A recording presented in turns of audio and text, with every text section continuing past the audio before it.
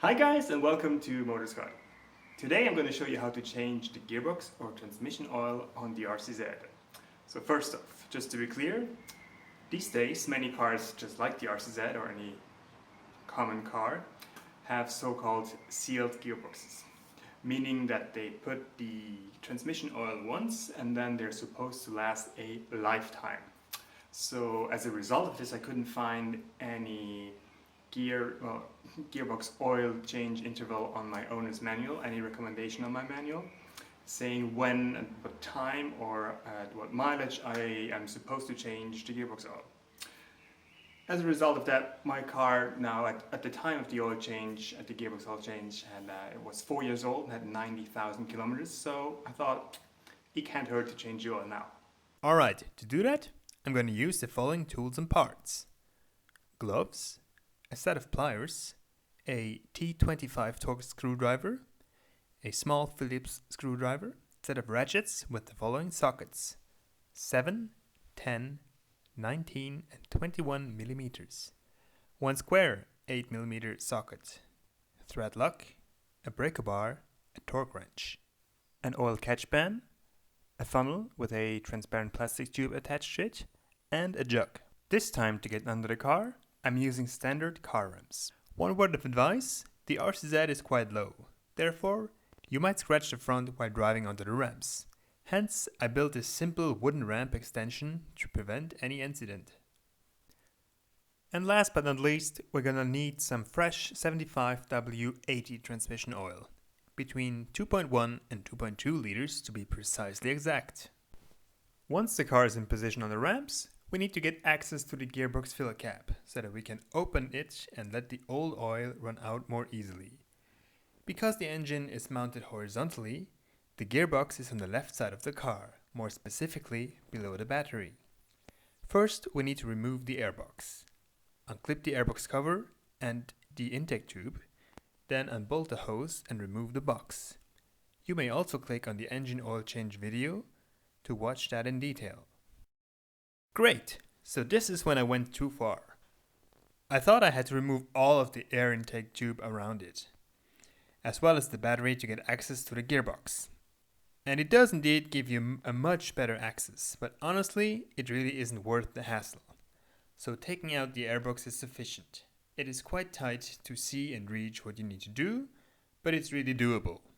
You do, however, need to disconnect the gear lever linkage first. Just press the connector to the middle with 2 fingers and lift. The filler cap is just plugged in, so simply grab it and pull it up.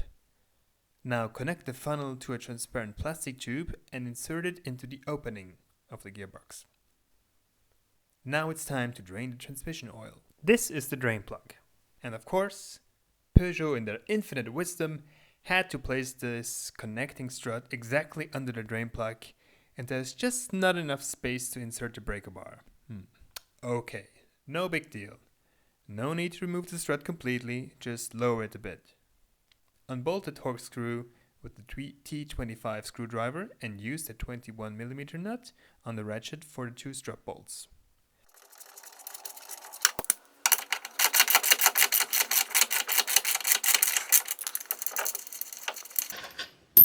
Now, place the oil catch pan on the floor. Prepare a funnel made out of aluminum and tape it to the strut bar. Unbolt the drain plug with the square 8 mm nut.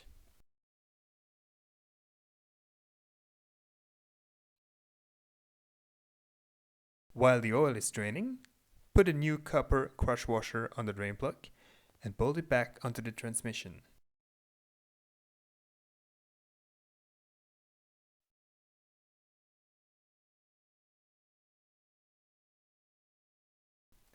Now use a torque wrench and set it to 25 Newton meters. Bolt the strap back on, but put some thread lock on the bolts first. Clean the area with some brake or chain cleaner. Now it's time to fill the fresh oil through the funnel. Again, between 2.1 and 2.2 liters of 75W80 transmission oil. And this is going to take some time. Why?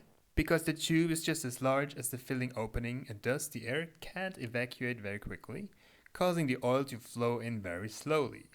So once you're done, make sure to let all of the oil in the tube run into the gearbox before you remove it. Now put the filler cap back on and clean up any spilled oil. Reinstall the airbox.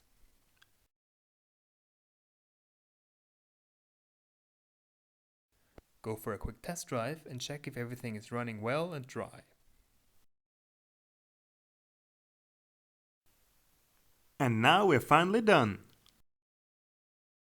So, now that the gearbox is almost like new again, let me take a moment to see if all the hassle was worth it. The gear changes are definitely smoother than before, so that's good. But why don't we have a go and compare the old versus the new transmission oil? The dark oil in the right glass is obviously the old used one, and if I hadn't done it myself, I wouldn't believe myself that it would look this bad. Compared to the new one, it's like night and day. I can't even see through the glass, whereas the new oil looks like olive oil. The next time I might even change it a little bit sooner. I don't know. Okay guys, before I close this video, once again please remember to dispose of your old oil responsibly and bring it to your local recycling center. Also please let me know in the comments what your transmission oil recommendations are. When would you change the oil, at what time or what mileage? So once again, thank you very much for watching, and of course, until next time.